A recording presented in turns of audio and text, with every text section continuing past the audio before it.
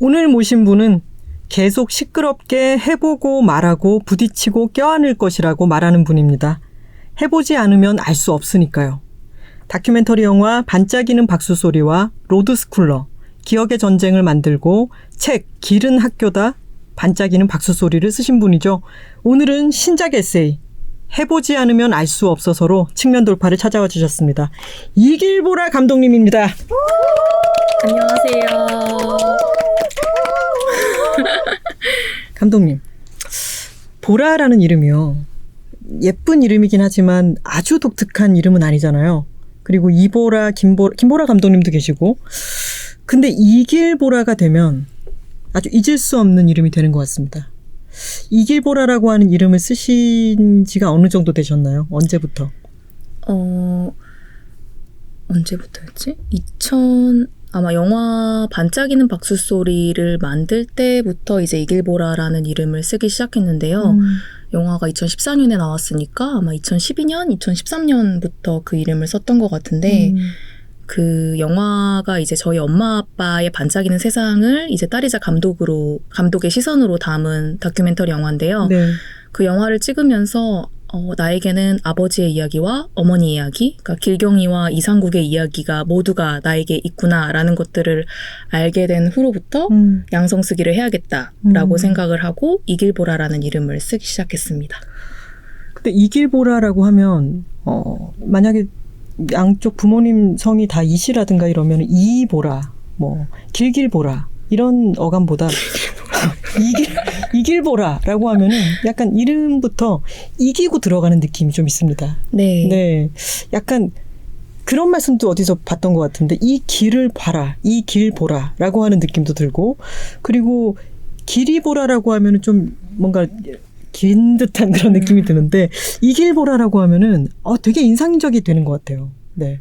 그 두 분, 그 부모님에게서 온 것들이 나에게 있다는 거를 계속해서 인식하는 것도 있고, 또 그 두 부모님과 동생과 이 가족 간의 관계가 아주 돈독한 것 같아요. 네. 특별히 좀 그런 살가운 분위기 같은 게 있으신가요? 그쵸. 영화를 보신 많은 분들이 그런 얘기를 되게 많이 해주셨고요. 되게 사랑스러운 가족이다. 그리고 엄마 아빠가 서로를 너무 사랑하는 것 같고 네. 딸을 너무 사랑하는 것 같은 어떤 그런 것들이 잘 보인다라는 얘기를 굉장히 많이 해주셨던 것 같아요. 실제로 그랬던 것 같고요. 왜 그런가라는 생각을 해봤을 때는 아무래도 이제 부모님이 농인이시고 수어를 사용하는 농인이시고 하다 보니까 저희 가족 안에는 그런 게 어렸을 때부터 있었던 것 같아요.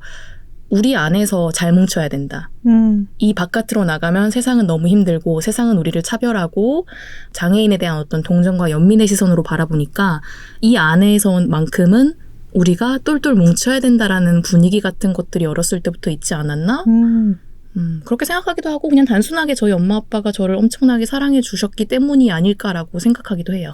근데 그 사랑이 정말 놀라운 지점이 있는 게, 왜 똘똘 뭉쳐야 된다는 것도 있고 내가 너를 너무 사랑하기 때문에라는 미명하에 한국에서는 이 품 안의 자식으로 자꾸 막 싸고 돌고 이런 게 많잖아요. 네.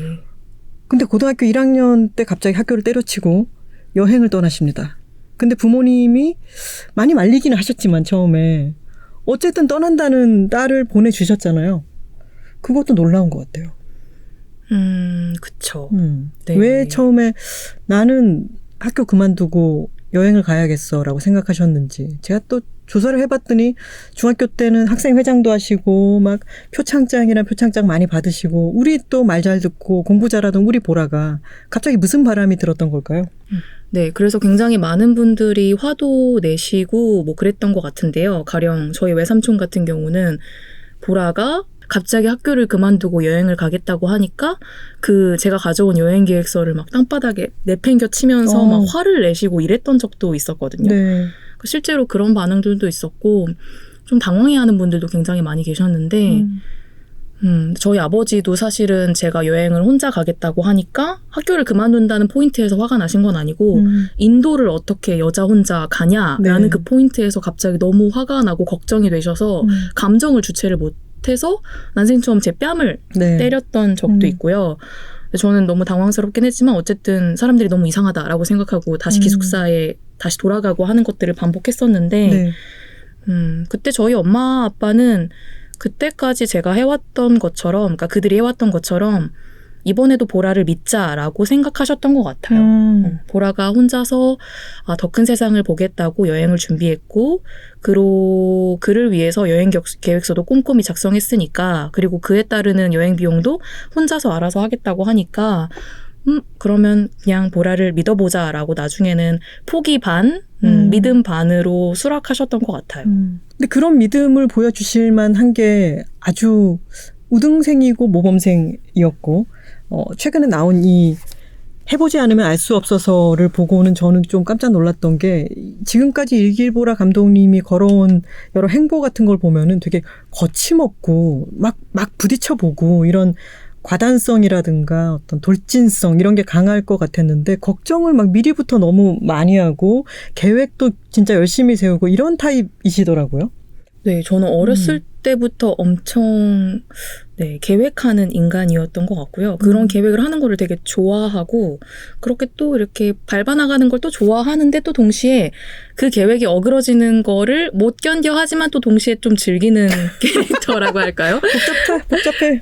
네, 그래서 그런 것들이 약간 계획을 하다가도 또 어그러지면 어그러지잖아 하고 당황하다가 근데 재밌어 하면서 약간 좀 하는 캐릭터여서 네, 약간 금사빠기도 하시고. 저 완전 금사빠예요. 네. 그랬는데 그렇게 8개월 동안 동남아시아의 여러 나라를 다니고 돌아와가지고 그 내용을 가지고 다큐멘터리 영화도 만들고 책도 쓰시고 그러고 난 뒤에는 한예종 영상과라고 해야 되나요? 영상원에 들어가게 됩니다. 네. 가서 이랑 씨도 거기서 만나셨죠? 네. 같이 어떻게 만나셨다 그랬죠? 랑이가 그때 혼자서 이랑이라는 이름으로 이제 빵에서도 노래하고 이렇게 싱어송라이터로 활동을 막 시작할 때였던 빵은 이제 클럽 빵을 얘기하시는 거죠? 네, 맞아요. 모르시는 분들이 들었을 때는 네. 수근수근 이런 네, 그래서 그렇게 활동을 시작할 때쯤에 랑이가 되게 뭐랄까 정말 가벼운 글을 올렸어요. 나랑 같이 밴드 할 사람? 하고 이렇게 올렸는데 제가 그때 유일하게 회신했던 사람 중에 그러니까 사람 중이 아니죠. 사람이었다고 하더라고요. 그래서 그때 저는 젬베를 치고 있었고 네. 그래서 그럼 같이 만나서 얘기해보자 했는데 만나서 이제 노래 듣고 같이 이야기하고 하다 보니까 그럼 같이 밴드를 해보자 라고 하면서 이제 이랑이 하는 공연에 제가 같이 나가고 하면서 이제 노래 연습도 하고 뭐 같이 코러스도 넣어보고 연습도 하고 하면서 좀 지내다가 네, 저는 좀 약간 적성에 안 맞는 것 같다라고 생각하고 빨리 접고 나왔죠. 그리고 랑은 계속 음악을 했고요.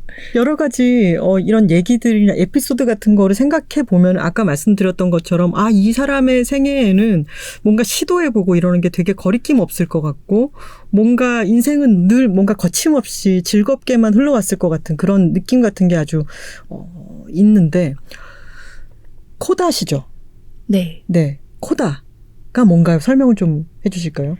네, 코다는 CODA, Children of Deaf Adults의 줄임말로 농인 부모 아래 태어난 자녀를 일컫는 말이고요. 네. 정말 간단히는 그렇고요. 이 코다 안에도 굉장히 다양한 정체성들이 있어요. 그렇더라고요. 우리는 코다입니다라고 하는 책을 읽어봤더니 그 코다 안에서의 다양성과 코다를 어디까지로 얘기할 것인가에 대한 이야기들도 있었고 그 안에서도 너무 다채로움이 있어서 아주 흥미롭더라고요. 네. 네. 그 부모님이 농인이신데 농인과 청인이다라고 하는 말이 익숙하지는 않은 것 같아요. 뭐 청각장애인이라고 하는 말을 쓰면은 그렇구나라고 생각하는데 제가 책을 여러 권 읽으면서 농인이라는 단어와 청각장애인이라고 하는 단어는 어감이 아주 다르다라고 하는 느낌이 들었어요. 그렇죠. 네, 어떤 차이가 있을까요? 이게 영어에서는 데프라고 쓰는데 이 데프를 영어를 쓰는 그 안에 있는 농인들은 스스로를 이제 캐피탈 D, 대문자 D를 써요. 네. 그래서 이제 소문자로 데프로 쓰는 게 아니라 우리는 데프, 코리안 할 때 우리가 소문자를 쓰는 게 아니라 K하고 대문자를 쓰잖아요. 네. 아메리칸도 그렇고 그래서 진짜 그런 것처럼 우리는 우리의 독자적인 문화와 언어를 가지고 있는 사람들이다라는 것들을 강조하기 위해서 D를 쓰는데 네. 이 농인도 그래요. 청각장애인이라고 이제 병리학적 관점으로 어떤 손상의 개념으로 청각장애인이라고 부르는 것이 아니라 우리는 우리만의 언어인 수어 언어와 우리만의 문화, 농문화를 가지고 있는 농인이다라고 부르는 목적에서 관점에서 이제 농인인 거죠. 그리고 그 농사회와 농문화에 대한 어떤 자긍심 같은 게 배어있는 그런 말이 농인이라고 봐도 될까요? 그쵸. 그리고 스스로를 이제 나는 농인이야. 이제부터 나를 농인으로 불러줘. 라고 하는 그 순간부터 그 사람은 농인이 되는 것 같아요. 그러니까 사실은 청각장애인이라는 이름은 사회에서 부여하는 이름인 거잖아요. 네. 근데 농인은 어쨌든 자기가 농인의 정체성을 가지고 있다. 그래서 나를 농인으로 호명해달라라고 얘기하는 순간부터 농인이 되거든요. 그래서 사실 그게 굉장히 다른 것 같아요. 네. 이 농인이라고 하는 말과 수어의 세계 이런 부분을 읽으면서 저는 너무 큰 게 깨어져 나가는 느낌이 들었고 그리고 아주 거대한 레이어가 제 머릿속으로 몸속으로 들어오는 느낌이 들었어요. 뭐랄까요? 이제 장애라고 하는 개념이 우리가 영어를 잘하는 사람들이 영어를 못하는 사람이 있을 때 이 사람은 영어 장애가 있다고 얘기하지 않듯이 음성 언어가 이렇게 주로 쓰이는 곳에서 음성이 아닌 수어로 몸짓을 통한 언어로 아주 다채롭게 수많은 것들을 때로는 음성 언어보다 더 많고 아름답고 그런 것들을 표현을 할 수가 있는 충분히 커뮤니케이션을 할 수 있는 어떤 사회이고 그 사회에 대해서 내가 그것을 장애라고 인지하지 않고 나는 이런 독자적인 문화를 갖고 있다라고 인지하는 게 얼마나 큰 세계가 열리는지 저는 너무 그게 너무 멋지게 느껴졌어요. 네, 저도 그런 어떤 세상이 있다라는 걸 처음 알았을 때 세상이 완전히 다르게 보일 수 있다라는 거를 깨달았던 순간이 저한테도 있는 것 같아요. 그 순간이 그렇다면은 내가 이런 부모님이 다른 청인 부모님이 아니기 때문에 나는 이런 차이가 있구나를 느꼈을 때인지 아니면은 코다라고 하는 말이 세상에 있구나. 이런 경험은 나의 완전히 별개의 경험이 아니라 이런 사람들이 나 말고도 이렇게 많이 있었어를 깨달았을 때 어떤 차이였나요? 후자와 이제 또 다른 순간이 하나 더 있었는데요. 네. 그 전자 같은 경우는 그러니까 나의 부모님이 다른 사람과 달라라고 느꼈던 것은 사실은 특별히는 없었던 것 같은데요. 왜냐하면 저한테는 너무 어렸을 때부터 굉장히 자연스럽게 왜냐면 저는 수어로 옹알이를 했고 엄마가 저한테 수어를 가르쳐줬고 나중에 어린이집에 가서 음성언어 지금 말하고 있는 이 음성언어를 두 번째로 배웠고 그때 어린이집에서 제가 말이 꼴찌였고 제일 늦은 케이스였고 수어는 1등이었는데 그쵸, 그때 이미 수어는 1등이었는데 너무 잘해서 엄마가 천재라고 막 왜냐면 진짜 너무 빨리 막 언어를 익혀서 막 그때부터 통역하고 했으니까 맞아요. 근데 그거를 그 포인트의 기준을 의사소통의 기준으로 본다면 수어로 의사소통을 아주 빨리 잘하는 그렇죠. 아이였는데 이거를 음성언어의 기준으로 봤을 때는 늑대 뇌가 돼버리는 것도 정말 생각의 차이인 것 같아요. 맞아요. 그래서 그때 정말 할머니와 다른 이제 음성언어를 사용하는 사람들이 엄청 걱정했다고 하는데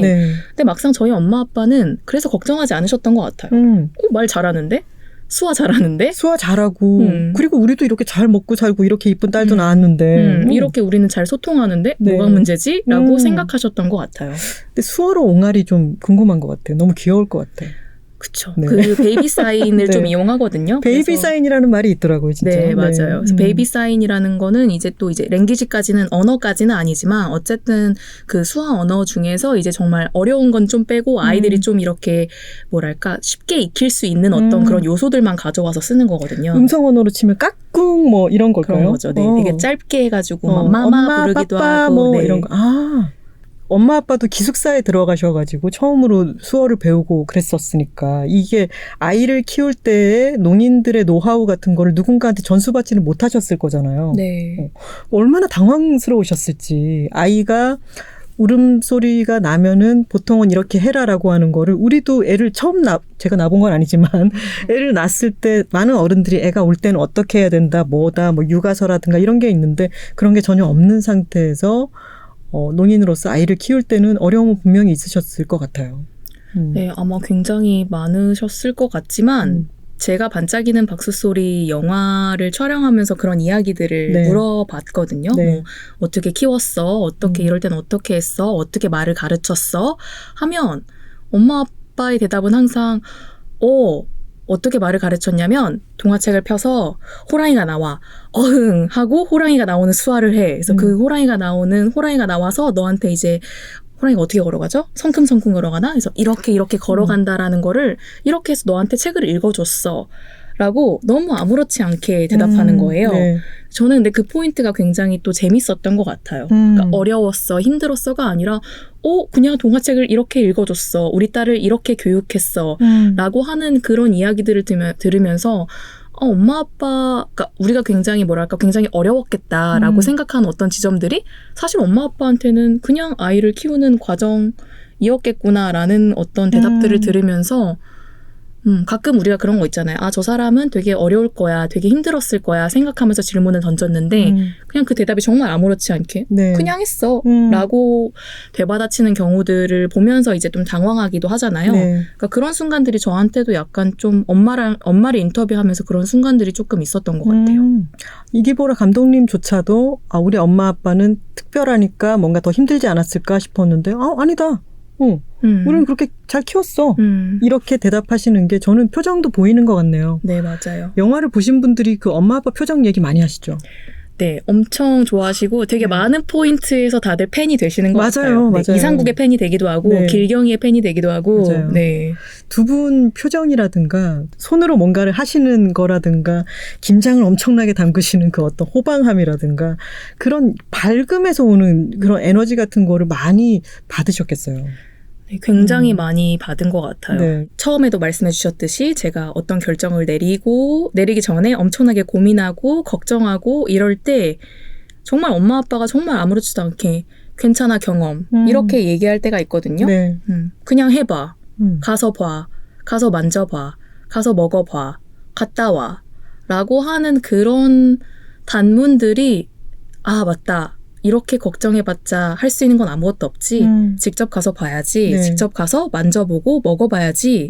라고 하는 어떤 굉장히 단순한 삶의 철학으로 되돌아오게 만들었던 것 같아요. 그 경험을 쌓아가지고 꼭 무언가를 해내고 이런 게 아니라 그 경험을 많이 하는 것 자체가 삶이기도 한 거니까 그에 대해서 믿음을 많이 보여주시기도 했고 처음에 이제 코다라고 하는 말을 들었을 때 어떤 그런 쾌감 같은 게 있으셨나요? 어떤 나의 다름에 대한 인지 같은 거? 네네. 그런 질문을 드렸었는데. 네, 그게 저한테는 두 가지 순간이 있었던 것 같은데요. 하나는 아까 말씀해 주셨듯이 코다라는 단어를 처음 들었을 때 그때 20대 초반에 제가 코다라는 말을 처음 듣게 됐는데 이제 수화 교실, 그러니까 아마 대학 때 학부 수업으로 이제 교양 수업으로 수화 수업을 듣던 친구가 와서 청인 친구가 와서 보라 같은 애들을 코다라고 한대요. 라는 말을 저한테 지나가는 말로 툭 했었고 네. 코다가 뭐야? 라고 생각했었고 저는 코다를 찾아보니까 농인부모 아래서 태어난 자녀를 일컫는 말인데 생각해보니까 그럼 코다가 세상에 엄청 많을 거라는 네. 어떤 생각에 이르면서 세상에 코다가 많다는 건 내가 해왔던 정말 비슷한 그 경험들을 해왔던 사람들이 있다는 거겠네? 그 말은 내 앞을 먼저 걸어갔던 언니들과 오빠들과 수많은 사람들이 내 앞에 있고 또 내 뒤에 있고 내 양옆에 있는 거겠네? 라는 생각에 이르니까 그럼 이 사람들을 찾아서 떠나야겠다라는 생각을 그때 당시 하게 됐고 그럼 나는 혼자가 아니구나. 이 세상에 수많은 코다에 관한 연구 자료들과 컨텐츠들이 있겠구나 라는 걸 그때서야 깨달은 거예요. 네. 그래서 나를 설명할 수 있는 어떤 단어가 있구나 라는 것들을 알게 되었을 때 어떤 한 세상이 열리는 기분이었어요. 이게 정말 나만의 고유한 그 누구한테 얘기를 해도 그거에 공감해 줄 사람이 없고 내가 이게 너무 독특한 나만의 고유한 경험이라고 생각했는데 이런 이름이 있다는 거를 알게 되는 순간에 너무 엄청난 변혁 같은 게 일어났겠군요. 네, 정말 너무 컸던 것 같아요. 그 뒤로는 정말 그리고 그 뒤에 이어서 네. 제가 아버지랑 같이 미국 여행을 갔던 적이 있는데 저 그 얘기 너무 좋았어요, 진짜. 정말 아빠가 먼저 제안을 하신 거였죠. 맞아요. 네. 아빠가 원래 이 농인들의 국제교류 이런 거에 되게 관심이 많아서 네. 근데 저희 아버지는 한국 청인들을 만나면 전혀 반가워하지 않고 농인들을 만나면 완전 반가워하는 거예요. 한국 사람이 아니라도 어느 나라 사람이라도 농인을 보면 너무 반가워하는. 네, 우리 마치 네. 우리나라 사람이라고 네. 생각하고 너무 반가워하면서 막 그런 것들을 보면서 아버지가 그런 거에 그래서 항상 관심이 많았는데 네. 이 농인의 국제교류에 관심이 많았던 아버지가 미국에서 이제 엑스포가 열리니까 농인 엑스포가 열리니까 거기 가서 내가 장사를 좀 해보고 농인들을 많이 만나보겠다라는 원대한 목표를 가지고 진취적이셔. 이제 짐을 싸셨어요. 돈도 많이 벌어보겠다. 네. 그래서 짐을 싸셨는데 짐을 70kg를 싸셨죠. 네, 맞아.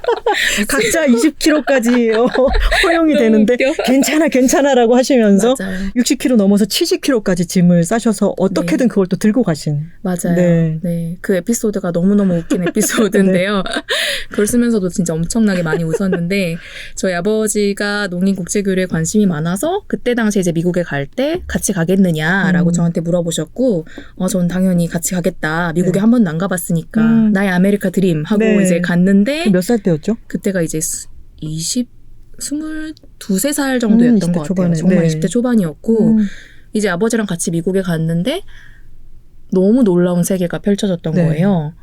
정말 그 농인 엑스포에 농인을 위한 기기들이 정말 가득했고 정말 이게 단순히 막 어떤 의료적으로 보조한다, 들리지 않는 감각을 보조한다가 아니라 정말 예를 들어 농인들이 농인을 위해 만든 데프 필름이 거기 있는 거예요. 농영화들이 있고 농영화. 네, 농영화 농인들이 만든 농인들의 삶에서 일어나는 것들을 소재로 하는 농영화들을 만드는 농영화사가 거기 있었고 네.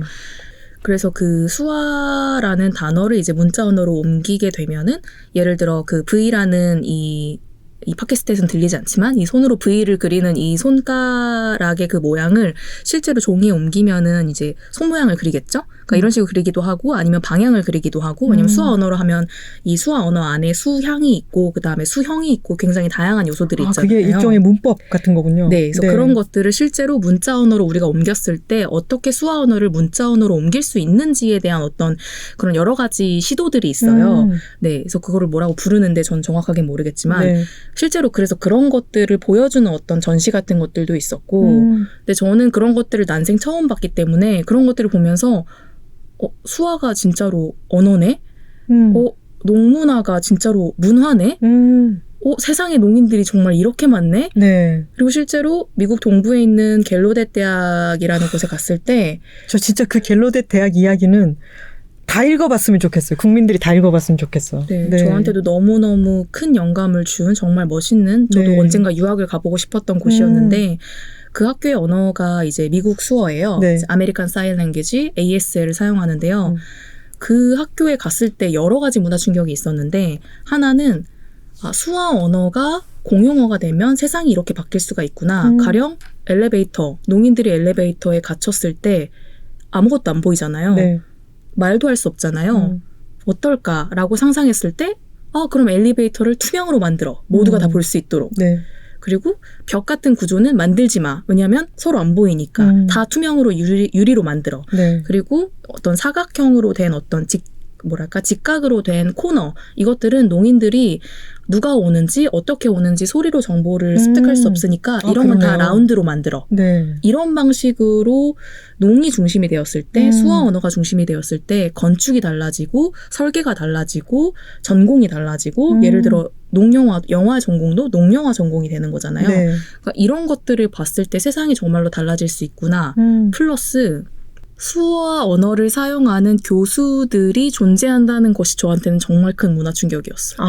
우리나라에서는 너는 농인이니까 선생님이 될 수 없어. 그것에 직접적인 어떤 뭐랄까요? 피해자랄까? 어머니가 선생님을 하고 싶어 하셨잖아요. 네. 근데 우리나라에서는 그건 말도 안 되는 일이야. 라고 치부를 받았었지만 거기는 엄연히 이 갤로대 대학 안에서는 수어를 쓰시는 선생님들도 있고 농 변호사도 있고 네. 할 수 없는 게 없다라고 하는 감각이 느껴졌겠어요.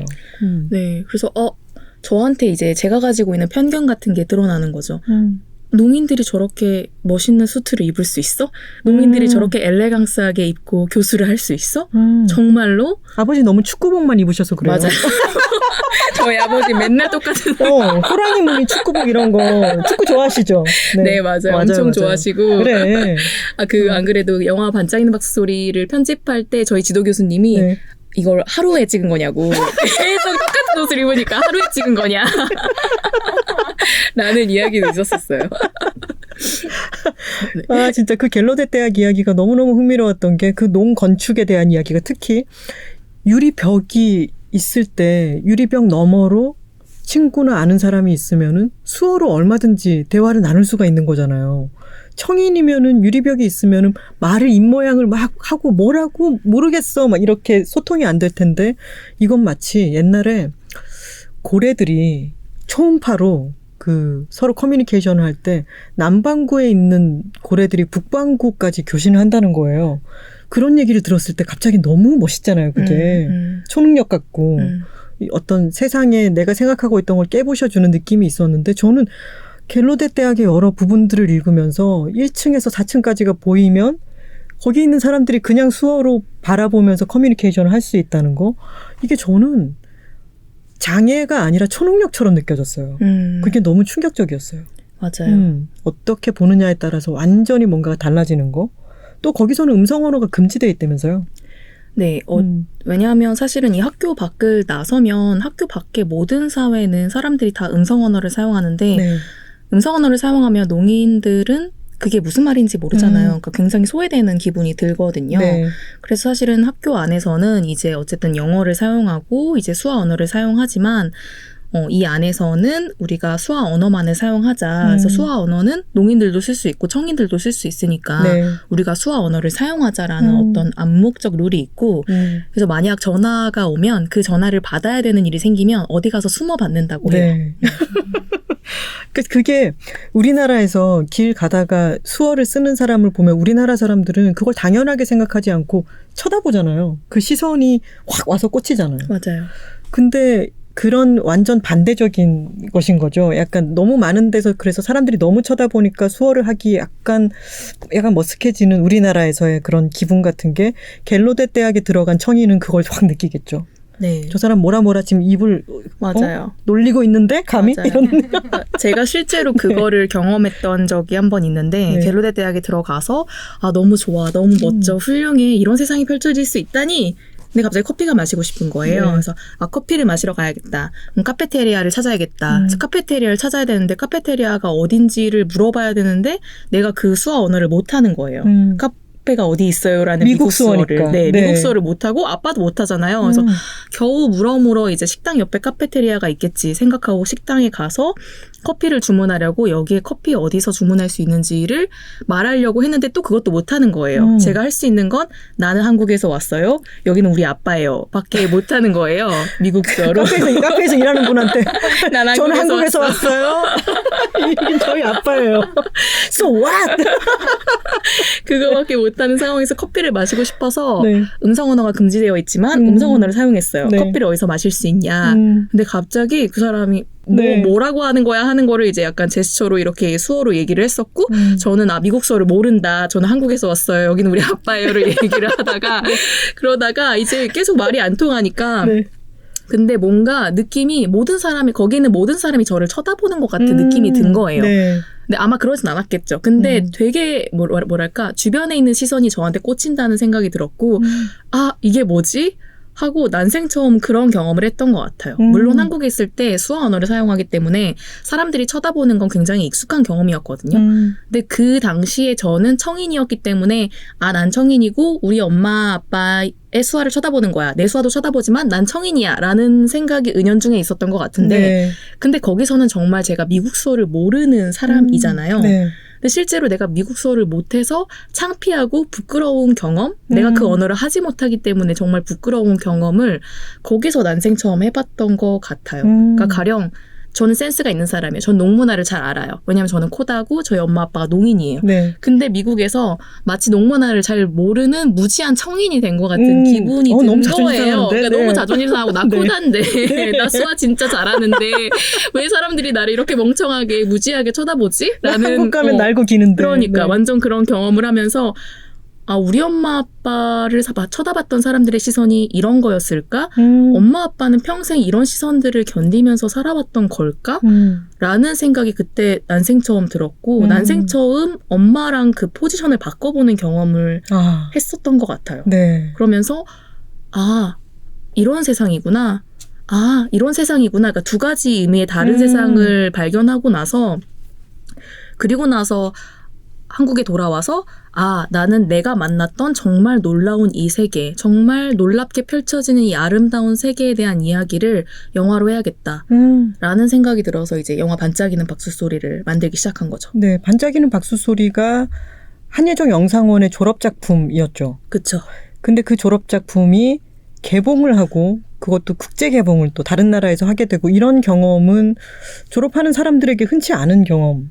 일 거잖아요. 네. 네, 극히 드문 일 아닌가요? 그렇죠. 그때 당시 아마 제가 최초였던 걸로 아마 학생 작품이었는데 개봉한 작품, 그러니까 학교 다닐 때 이렇게 개봉한 건 제가 처음이라고 알고 있고요. 그 이후에 해외 개봉을 한 것도 제가 처음인 걸로 알고 있어요. 네, 이게 코다라고 하는 단어를 알게 되고 그리고 나의 정체성은 코다로구나라는 걸 깨닫게 되고 그 이전에 했던 나의 많은 경험들이 일종의 보편적인 이름을 갖고 있는 경험이었구나를 알게 되면서는 아주 본인에 대한 자긍심 같은 것도 많이 달라졌을 것 같은데 그 이전에는 이게 뭔가 좀 싫구나, 나는 힘들구나 이렇게 느꼈을 때도 적지는 않았을 것 같아요. 이게 어렸을 때부터 자연스럽게 농인 부모님이 은행 가서 볼일 보셔야 될 때도 가서 통역을 해줘야 되고 그리고 집안에 월세가 어떻고 전세가 어떻고 뭐 돈이 지금 경제 사정이 어떻고라고 하는 거를 막 9살 이런 꼬마 때부터 내가 그거를 들어서 이해하고 또 전달을 해야 되고 그게 아마 오랫동안 쉽지는 않았을 텐데 저는 그 이후의 경험으로 인해 가지고 이전의 경험도 그래, 그때 힘들긴 분명히 했었을 텐데 그거는 나의 독특한 경험이야. 내가 진짜 어디 돈 주고도 할 수 없는 아주 독특한 경험이야 라고 하는 어떤 뒤바뀌는 경험을 하셨을 것 같아요. 뒤바뀌는 경험이라기보다는 저한테는 그거를 설명할 수 있는 언어가 없었던 것 같아요. 그러니까 그때까지는 나는 이런 경험을 했어. 네. 근데 이게 세상 사람들이 생각하는 것처럼 불쌍하거나 슬프거나 그런 게 아니야. 근데 이거를 정확하게 설명할 언어가 저한테 없었던 것 같아요. 네. 코다라는 단어를 알게 되고 농문화를 알게 되면서 이런 것들이 코다 문화라는 이름으로 설명될 수 있는 거고 코다가 겪는 일이라는 것이라는 게 이제 그 단어 하나로 설명이 되니까 그때의 경험들이 내가 했던 경험이고 영화 코다를 다룬 영화에 나오는 경험들이고 다른 코다 언니들이 겪었던 경험들이구나 라는 것들을 알게 되었을 때 굉장히 마음이 편해졌던 어떤 지점이 있었던 것 같아요. 네. 어리지만 너무 일찍 어른이 되어버리게도 되는 그런 환경적인 영향 같은 것도 분명히 있었겠죠. 네, 굉장히 컸던 것 같고요. 언젠가 부모님이 저한테 그런 부탁을 하셨던 적이 있어요. 내가 말하면 네 동생이 잘 못 알아듣고 잘 이해를 못하는 것 같고 내 말을 잘 안 들으니까 누나인 네가 내가 하고 싶은 말을 부모로서 해야 되는 말들을 너가 대신 해달라라고 얘기했던 적이 있어요. 네. 가령 뭐 공부를 열심히 하라든지 혹은 앞을 생각하라든지 미래를 생각해라라는 어떤 그런 말들을 제가 대신 해야 되는 어떤 그런 상황에 처한 거죠. 네. 왜냐면 어쨌든 동생은 수화를 저보다 조금 더 못하고 왜냐면 어쨌든 통역을 항상 제가 해왔으니까요. 네, 그만큼 책임이 있는 자리도 아니었으니까. 네. 자긴 동생이니까. 그렇죠. 네. 그러니까 항상 통역을 제가 도맡아 하다 보니까 수화 통역도 저보다 좀 못하고 그래서 수화도 조금 덜 이렇게 하고 그런 지점들이 있어서 엄마랑 이렇게 소통이 잘 안 되니까 제가 이야기를 동생한테 해야 되는 지점들이 있었는데 근데 그럼 또 조리 있게 잘 말해요. 광희야, 네가 우리 집을 생각하면 공부를 좀 열심히 해야 되지 않겠니? 하면서 얘기를 하지만 또 동시에 그런 생각을 하는 거죠. 왜 내가 이걸 하고 있지? 왜 내가 나는 잘 부모도 살고 아니고. 왜 내가 네. 잘 살고 있는 동생한테 내가 부모의 역할을 수행해야 되는 거지? 네. 나는 이런 거 안 하고 싶은데 또 동시에 집을 생각하면 해야 되는 거죠. 그러니까 그런 뭐랄까 나는 뭐지? 나는 누나인가? 나는 보란가? 나는 딸인가? 나는 엄마인가? 뭐 이런 생각들을 하면서 지나왔던 것 같고 네. 그 순간이 저한테도 동생한테도 그렇고 굉장히 어려웠던 순간이었던 것 같아요. 근데 뭐였는지 아니 보라야? 넌 코다였어. 아 진짜 그 순간을 저는 생각하면 책을 읽으면서도 너무 소름이 돋고 내가 지금 이런 상황에서 이 이름을 알았을 때 내 세계가 열리는 거 그것도 있지만 우리는 코다입니다에 보면은 그 이현아 씨가 쓴 글도 참 너무 좋았고요. 코다 인터내셔널의 여러 행사에 참여를 한다든가 아니면 코다 코리아를 조직해가지고 어떤 거를 꾸려본다든가 그런 행사를 만들어서 코다들이 다 각자 흩뿌려져 있던 사람들이 만났을 때 터져 나오는 이 에너지와 저는 너무 신나고 막 뭔가 폭발하는 게 느껴져가지고 너무너무 좋더라고요. 네. 맞아요. 실제로 그 공간에 코다 인터내셔널 행사 같은 데 가셨을 때는 너무 신나셨죠? 네, 너무 신나고 네. 근데 사실은 진짜 많이 울기도 하고 그러니까 정말 많이 울고 정말 많이 웃고 정말 많이 감사해하고 네. 아, 이제야 이런 세계를 알게 되다니 하고 조금 아쉬워하기도 하고 그러니까 정말 많은 그러니까 그때 누군가가 그랬었어요. 여러분은 이 3박 4일의 컨퍼런스 동안 혹은 2박 3일의 컨퍼런스, 4박 5일의 컨퍼런스 동안 정말 많이 웃고 정말 많이 울고 정말 많이 아파했다가 또 정말 많이 감사해하는 그런 순간들을 마주하게 될 거다라고 했을 때 네. 컨퍼런스가 무슨 컨퍼런스지라고 생각했었는데 그냥 행사가 딱 시작하자마자 정말 많은 코다들이 나와서 각국의 수화 언어로 그 모든 것들을 다 통역하고 있는 거예요. 네. 그러니까 거기 국제 컨퍼런스에 모인 코다들은 전 세계의 코다들이 이제 그 나라의 수화 언어와 그 나라의 언어와 또 이제 영어와 또 다양한 이제 음성 언어들을 사용하잖아요. 네. 근데 또 코다마다 이제 쓸 수 있는 언어들이 또 있으니까 그 코다에 맞는 통역을 어떻게든 서로가 해나가려고 하거든요.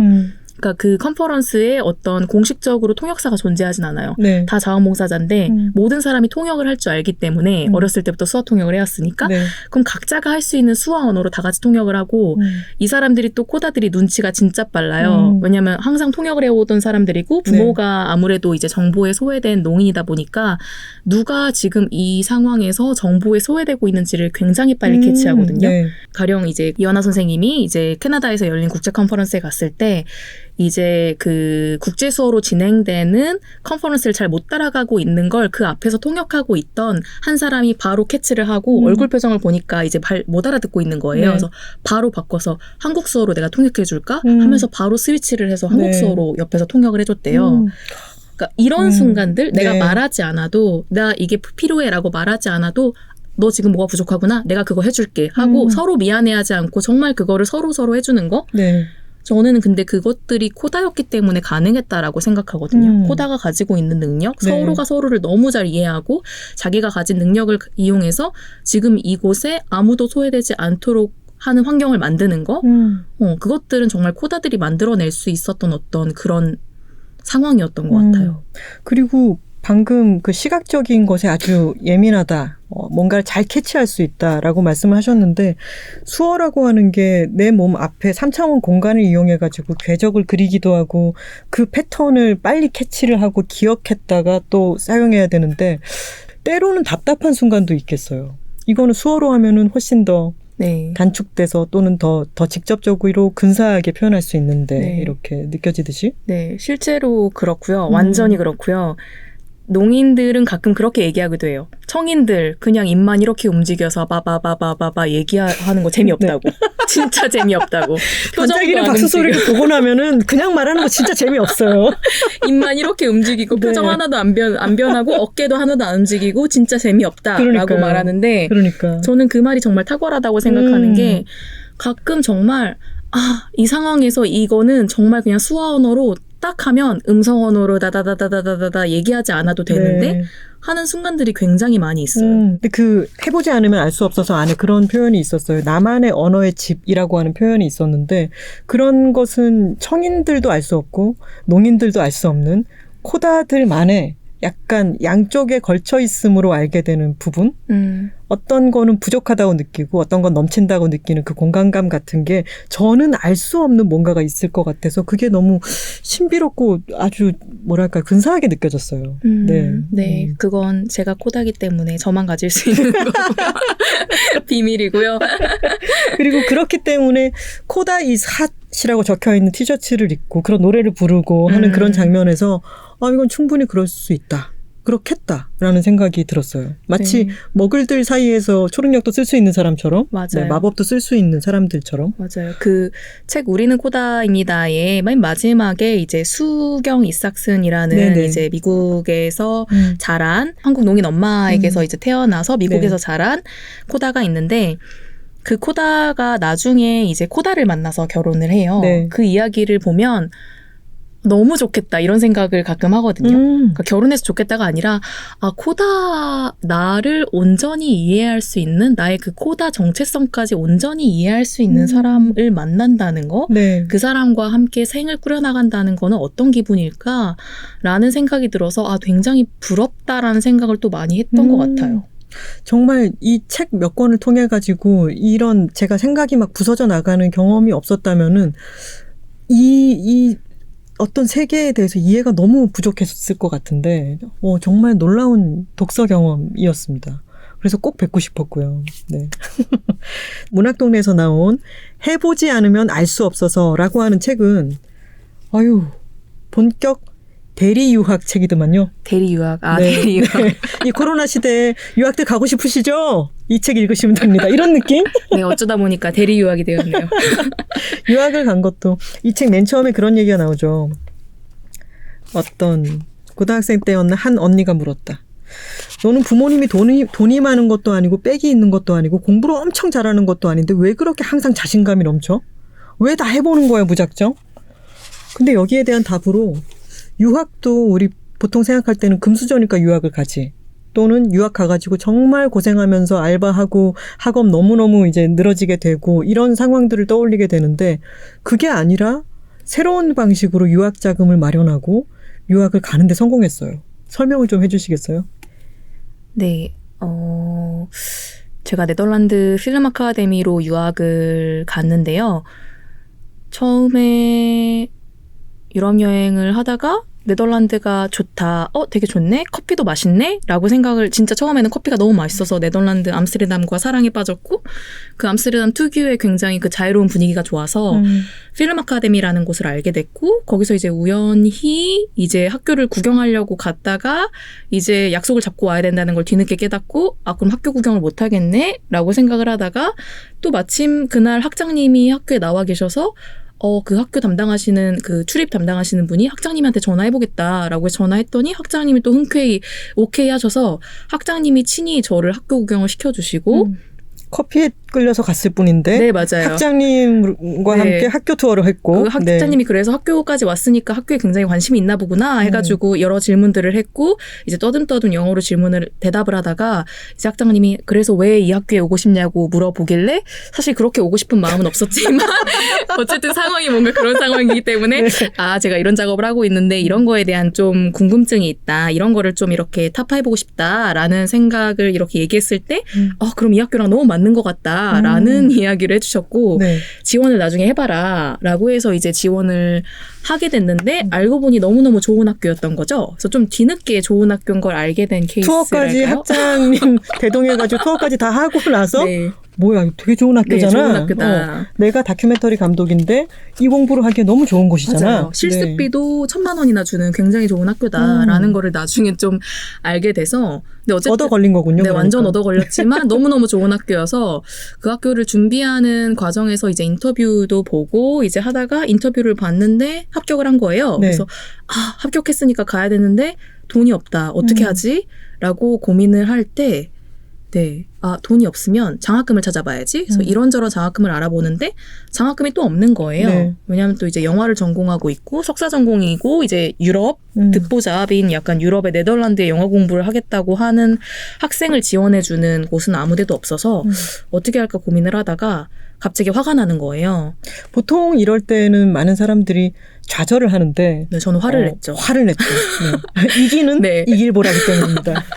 네, 너무 화가 네, 나서 화가 났어, 이제. 이상하다, 네. 이상하다, 너무 이상하다. 내가 예술가로서 어떤 삶의 지속 가능성을 고민하고 또 그런 거에 대한 방법을 찾아보기 위해서 유학을 가고 싶은데 왜 사회가 나를 전격 지원해주지 않는 것이냐라는 궁금증이 들어서 그리고 나중에 내가 만들 작품은 사회에 맞아요. 어떤 공헌을 할 텐데 맞아요. 사회를 좀 더 아름답게 넓혀나가거나 새로운 어떤 시선의 지평을 넓혀주거나 하는 역할을 분명히 할 텐데 나에게 저변을 이렇게 깔아주지 않는다. 화가 맞아요. 났죠 이제. 네, 이상한 자신감이 있었던 것 같아요. 내 작품은 지구를 덜 망하게 하는 데 일조할 것이다 라는 네. 어떤 그런 마음으로 사회가 엄마 아빠 나를 너무 긍정적이셔서 그래요. 네. 축구복 입고 언제나 활동적이고 너무 긍정적이셔서 그래요. 네. 그래서 너무너무 화가 나서 네. 장학금을 찾아보다가 왜 사회는 어떤 나중에 유학 끝나고 돌아와서 기업에 환원하고 사회에 환원할 수 있는 그러니까 어떤 뭐랄까 돈적으로 그러니까 네. 경제적으로 어떤 기업에 환원할 수 있는 사람들만 지원하는 것이냐 말도 안 된다.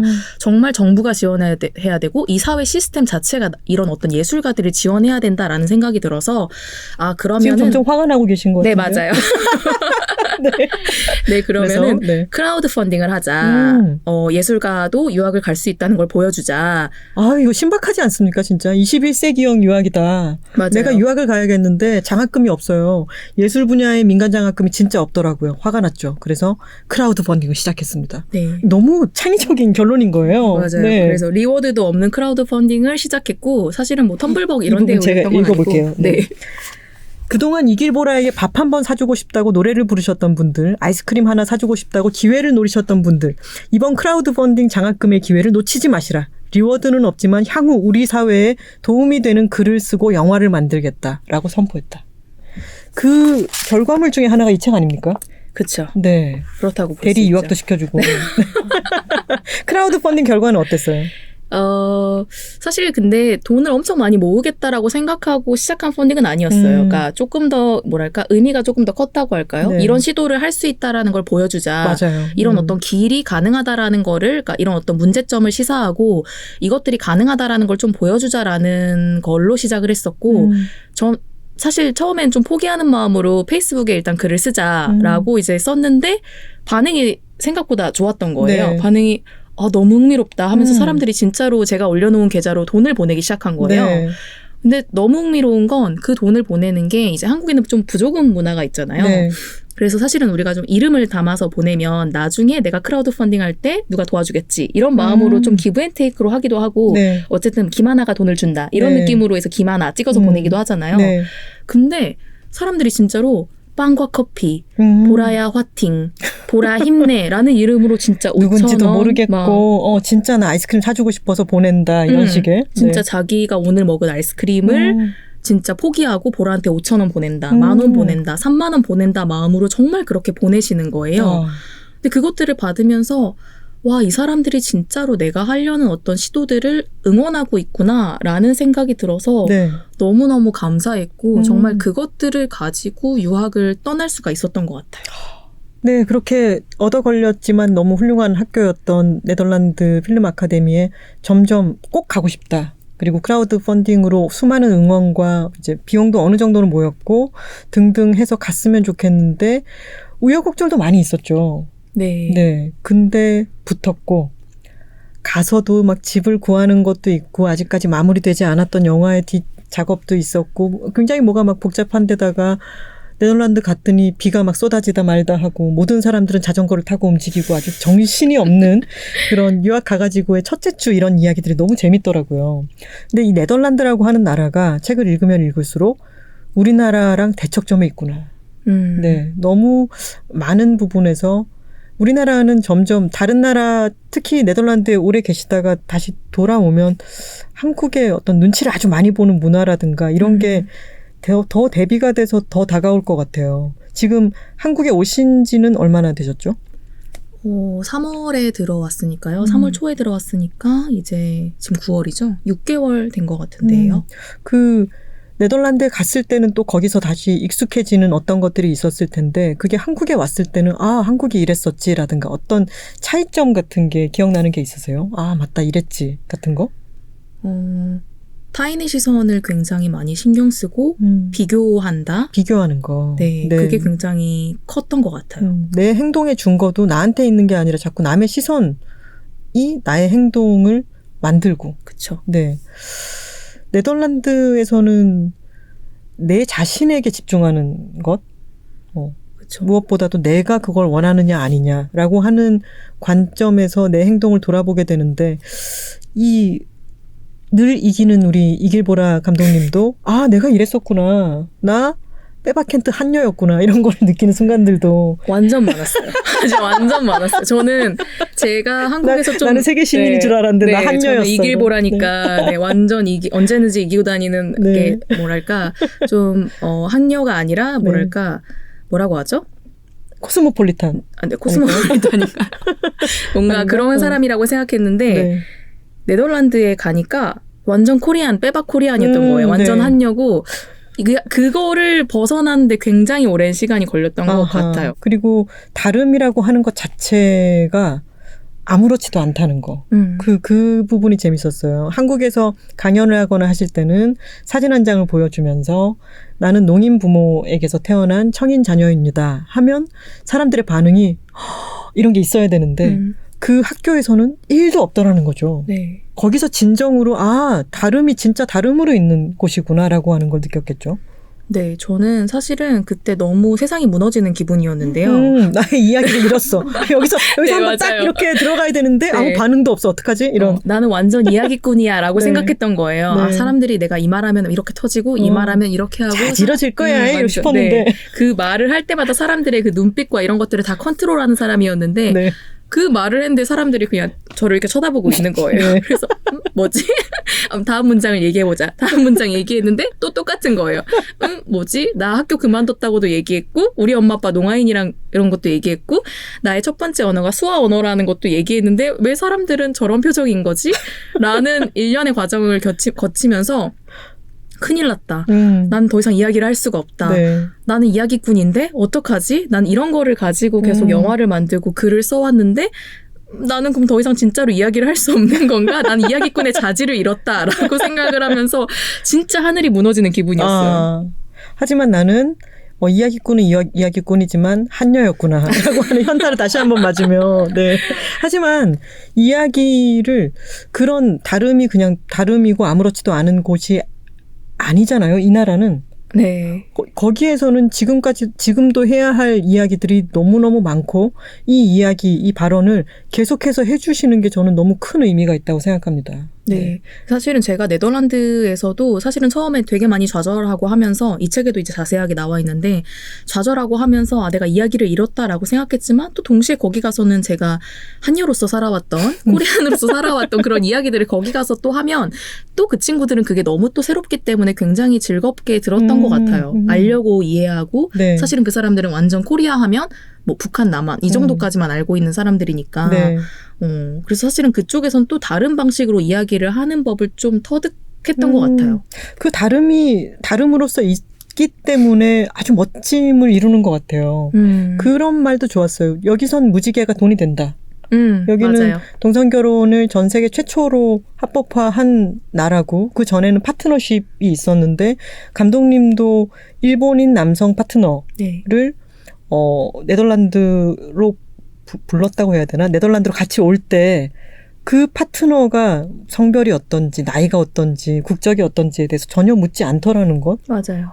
소쿨인 거죠. 맞아요. 한여로서는 너무 충격적인 거죠. 그리고 그 파트너로 이제 정식으로 파트너로 등록됐는지 안 됐는지도 사실은 상관이 없다라고 이야기를 했었거든요. 네가 파트너임을 입증할 수 있다면 예를 들어 6개월간 관계를 지속했던 증거들, 사진이라든지 편지 같은 것들을 보여주면 그냥 파트너인 거예요. 그러니까 그 파트너의 기준이 등록됐냐 등록되지 않았냐가 아니라 우리가 서로를 파트너라고 부른다면 그게 파트너가 되는 거예요. 그러니까 그 기준이 바깥에 있는 게 아니라 이 안에 있다는 게 굉장히 좋았어요. 그리고 그 파트너십 제도를 도입했을 때도 3분의 1 정도가 이성의 커플이었고 그러니까 사람들이 결혼 제도가 아닌 파트너십 제도를 아주 강하게 원하고 있었다는 게 그 수치로서 또 드러나기도 하고 여러모로 아주 흥미로운 나라였다는 생각이 들고 이쯤에서 뜬금없이 스피드 퀴즈 들어가겠습니다. 오래 생각하지 마시고 바로바로 대답하시면 됩니다. 가장 좋아하는 계절은 가을이다. Yes or no? Yes. 눈물이 많아서 걱정이다. Yes, no? Yes. 영화 한 편을 만들 때마다 꼭 한 번씩은 영화 같은 거 다시는 하지 않을 거야 라고 생각한다. Yes. 다큐멘터리 감독으로서 가장 중요하게 생각하는 것은 대상과 적정한 거리 유지하기이다. No. 돌이켜보면 그 경험은 하지 않는 편이 나았어 라고 생각되는 일도 있다. Yes. 언젠가는 NGO에서 일하고 싶다. No. 뉴스를 보며 혈압 오르는 일이 많은 요즘 스트레스를 낮추는 나만의 방법이 있다. Yes. 비행기를 탔을 때 주로 하는 일은 1번 영화 보기, 2번 책 읽기. 기타는 3번입니다. 3번. 요즘 내 기분을 한마디로 표현한다면 이것은 주관식입니다. 와, 너무 어렵다. 너무 어렵다라고 쓸까요? 네. 기분? 기분. 요즘 내 기분을 한마디로 표현하자면. 이걸로 어렵네. 그러면은 이야기를 시작해 볼까요? 네. 완전 어렵네요. 코로나 시국에 네. 3월에 귀국하셨으면은 진짜 막 전 세계가 시끌시끌해질 그때잖아요. 딱. 네. 와서는 전 세계가 지금 우리나라도 너무 뒤숭숭하고 네. 이런 상태인데 이게 예전의 세계와 지금의 세계가 너무 다르니까 네. 어떤 변화가 있는 것 같으세요? 사실 제가 너무 어렵다라고 했는데 네. 비슷한 것 같아요. 그러니까 약간 둥둥 떠 있는 기분인 것 같거든요. 네. 어쨌든 한국 졸업하고 나서 이제 한국에 돌아올 때는 한국과 네덜란드와 일본을 오가면서 작업하겠다라는 어떤 그런 목표를 가지고 왔는데 코로나가 터졌고 네. 사실은 코로나가 터졌을 때 한국에 들어온 거죠. 네. 근데 들어올 때는 사람들이 다 이런 시국에 어떻게 한국에 가냐 하면서 걱정했는데 그 뒤로 이제 완전 이렇게 한국을 벗어나서 다른 나라에도 네. 완전히 퍼지는 순간들이 있었는데 그래서 요새의 기분은 사실은 계속해서 작업을 하고 최근에 이제 신간도 나오고 해서 이런저런 일들을 하고 있지만 내가 어디에 있는지 잘 모르는 약간 둥둥 떠다니고 있는 것 같은 기분이에요. 왜냐하면 사실은 저는 물리적으로 일본인 파트너와 매일 밤 11시부터 12시까지 페이스타임을 하면서 관계를 유지하고 있고요. 그래서 그럴 때는 저는 온라인상에 있는 건지 일본에 있는 건지 한국에 있는 건지 좀 헷갈리고 집에서 재택근무를 할 때는 네덜란드에서 보통 다 재택근무를 작업실에 따로 없었으니까 집에서 일을 했는데 그래서 한국에 있는 집에서 일을 하고 있으면 여기가 네덜란드인지 한국인지 하는 약간 생각도 들고 또 동시에 나와서 사람들을 만나면 한국인 것 같은데 약간 그리고 또 이제 오늘 오전에는 제가 썼던 책 반짝이는 박수 소리가 일본에 네. 출간되는데 일본 독자들을 위한 서문을 쓰고 나왔어요. 근데 그런 글을 쓸 때는 독자를 상상하면서 글을 쓰잖아요. 네. 그럼 내 몸이 왠지 일본에 있는 것 같은 느낌을 또 오전에는 받았거든요. 그래서 약간 나는 어디에 어떻게 정말 있는 걸까 하는 생각. 관용구가 있죠. 나는 누구? 여기는 어디? 네, 그런 상태인 것 같아요. 그런 상태로 지내고 계시는군요. 네. 돌이켜보면 그 경험은 하지 않는 편이 나았어 라고 생각되는 일도 있다. 뭘까요? 혹시 얘기하기 힘든 거면은 패스할 수도 있습니다. 네, 얘기하기 힘든 경험들도 있고요. 모든 경험을 다 해봐야 된다라고 생각하지는 않아요. 그러니까 이 책의 제목이 해보지 않으면 알 수 없어서지만 그렇다고 정말 모든 경험을 다 몸으로 해보는 건 또 아닌 것 같고 네. 사실은 어떤 경험들은 그냥 책으로 해도 되고 어떤 경험들은 영화로 해도 되는 경험들도 저는 있다고 생각하고요. 혹은 서로의 어떤 연대와 이야기를 주고받는 과정 중에서 하는 경험들도 있을 거라고 생각하고 그래서 사실은 이 제목에 모든 사람들이 이제 어떤 사람들은 다 해보라는 거냐, 어떻게 사람들이 다 해보냐라는 이야기를 하시기도 하는데 저도 다 해보는 거는 아닌 것 같고요. 여러분 제목은 제목이에요. 필요한 것들을 꼭꼭 이렇게 자기에게 맞는 것들을 골라서 해보시라라는 말입니다. 그렇죠. 만약에 제목이 해보지 않으면 알 수 없어서이긴 하지만 안 해봐도 되는 것도 있고 간접 경험도 있고 이렇게 되면 제목이 될 수 없지 않습니까? 그렇죠. 네. 약간 내실러 주는 게 그렇죠. 있어야죠. 왜 그걸 다 설명하고 있어? 그렇죠. 맞아요. 맞습니다. 영화 한 편을 만들 때마다 꼭 한 번씩은 영화 같은 거 다시는 하지 않을 거야. 네. 육체적으로 힘들 때요? 육체적으로 힘들 때도 있고 정신적으로 힘들 때도 있고 정신적으로 힘들 때 제일 힘들 때 경제적으로 언제였어? 힘들 때도 있고요. 총체적으로 모든 힘들구만. 순간마다. 네. 항상 있었던 것 같아요. 네. 그러니까 맨 처음 다큐멘터리를 만들었을 때도 그랬고 반짝이는 박수 소리를 할 때도 반짝이는 박수 소리를 할 때는 그렇게 힘들지는 않았던 거. 아닌데 힘들었는데 아마 시간이 지나서 아마 잊었던 것 같고요. 개봉도 하고 너무 이 관객 반응과 이런 것 때문에 다 잊었을 수도 있죠. 네, 맞아요. 네, 기억의 전쟁을 할 땐 정말 힘들었고요. 네, 그래서 영화 같은 거 다시는 하지 않고 나는 행복하게 살 거야 라고 결심하지만 영화를 끝내 만들어내고 영화가 사람들에게 가 닿는 것들을 보면서 정말 기쁨을 느끼는 것 같아요. 그 책에서 본인이 걱정도 많고 계획도 많이 하는 편이지만 또 예민하기도 한예민한다라는 부분이 있었는데 저 거기도 되게 공감했거든요.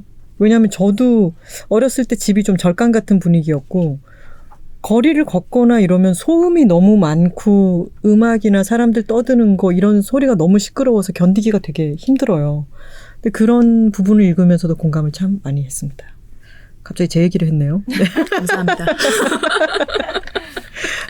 그런 생각이 들었어요. 수어를 구사하는 데 있어가지고요. 제가 지금 여기 적어놨던 거에 침묵의 세계라고 하는 부분을 보고 그 생각이 든 거였는데, 때로는 사람들과 막 이야기를 하고 시끄러운 곳에 있을 때 침묵을 아주 갈구하게 되는 순간들이 있나요? 이 소리 자극 같은 게 너무 많아서. 네, 너무 힘들어하고요. 그래서 네. 사실은 TV 같은 것도 집에 없고, 집에 이제 TV가 있는 부모님 집에 가면 항상 소리를 다 꺼놓고요. 소리가 필요한 사람이 없으니까요. 네. 저도 필요하지 않으니까 다 꺼놓고, 네, 그런 소리들을 좀 힘들어하는 것 같아요. 궁금한 게 있었어요. 길을 걷다가 수어로 혼잣말을 하기도 하고 혼자 노래를 부르기도 한다 맞아요. 라고 하셨는데 약간만 보여주실 수 있나요? 근데 또는 집에서 네. 혼잣말하는 수어 같은 건 어떤 게 있어요? 네, 완전 대놓고, 길에서는 완전 대놓고 하진 않고요. 그냥 네. 사람들이 이상하게 쳐다볼 테니까, 노래를 부르면 그냥 한 손으로 이렇게 여기서 이렇게 해서 이렇게 움직여요. 한 손으로 예를 들어. 약간 그런 건가요? 어디 보자, 뭐를 어디 뒀더라, 뭐 이런 식의? 내가 할 일이 뭐더라, 이런 노래를 부르나요? 아니면은? 아니요, 그러니까 노래를 들으면서 이제 네. 손으로 그 노래 가사를 따라 부르는 거를 대충 따라 부른다라는 느낌으로 네. 인식하시면 돼요. 이렇게 손으로 이렇게 하진 않고 이렇게 그냥 손으로 움직이기도 하고 방향 같은 거를 하기도 하고 네, 이렇게 하기도 하고요. 혼자서 집에 있을 때는 예를 들어 가위 어딨어? 가위. 뭐 가위 어딨어? 뭐 이게 젓가락이거든요. 그러니까 젓가락 찾을 때는 젓가락 어딨어를 혼자 말하지 않고 그냥 네. 손으로 젓가락 하면 젓가락을 찾고요. 가위 찾을 때는 가위 어딨어? 가위 이러면서 가위 찾기도 하고 그러니까 이런 것들을 네. 그냥 혼잣말을 하면서 해요. 그쵸. 말이니까요. 네. 그죠? 그러니까. 그리고 수어에도 어떤 사람의 수어를 보면 저 사람의 수어는 너무 아름답구나. 너무 지적이구나. 있죠. 네, 그런 것들이 되게 다르겠죠, 사람마다. 저 사람의 네. 수어는 너무 예뻐. 이런 것도 있을 테고. 그렇죠. 김하나 작가님의 목소리가 이런 것처럼 김하나 작가님의 수어 스타일이 또 존재하는 거고 이길보라의 수어가 존재하는 거고 또 이제 이현아의 수어가 존재하는 거고 이런 방식으로 사람마다 어떤 어투라고 할까요? 그런 투가 있는 것 같아요. 지금 우리의 몸 영화는 어떻게 지금 진행이 되고 있나요? 우리의 몸이라고 네. 하는 영화가 그 네덜란드 필름 아카데미에서의 졸업작품에 해당하는 영화인가요? 그 여성의 몸과 재생산권에 관해서 이제 질문하는 네, 장편 다큐멘터리 영화로서 지금 기획 개발을 하고 있고요. 리서치 단계에서 슬슬 이제 10월부터 시작하려고 준비를 하고 있어요. 네. 앞으로 그러면은 나의 활동 무대는 어디가 되겠다라고 지금은 장담을 할 수가 없는 상황이잖아요. 네. 그러면은 우리의 몸이라고 하는 이 프로젝트는 어디가 무대가 될지는 모르는 거네요, 아직. 그렇죠. 근데 아마 메인 무대는 당연히 한국일 것 같아요. 네. 왜냐하면 어쨌든 이 영화의 중심이 되는 저와 어머니와 이제 할머니의 임신 중지 이야기가 이제 뼈대가 되기 때문에 네. 사실은 한국이 중심이 되고 이제 한국에서 있었던 산하 제한 정책과 인구 조절 정책이 중심이 돼서 거기서부터 뻗어나가는 이야기이기 때문에 네. 한국이 메인이 되되 이제 연구하는 이제 리서치하는 결과에 따라서 이 다음 나라들이 어떻게 될지는 무대가 어떻게 될지는 이후에 밝혀질 것 같아요. 저는 그렇다면은 앞으로 이제 우리의 몸의 결과물이 언젠가 나오게 되겠죠. 네. 그것을 기다리고 있도록 하겠습니다. 그때가 되면은 또 그 전이라도 언제 또 번개로 만나서 수다를 같이 한번 떨어봐도 좋겠네요. 좋습니다. 오늘 나와주셔서 정말 고맙습니다. 감사합니다. Check it out.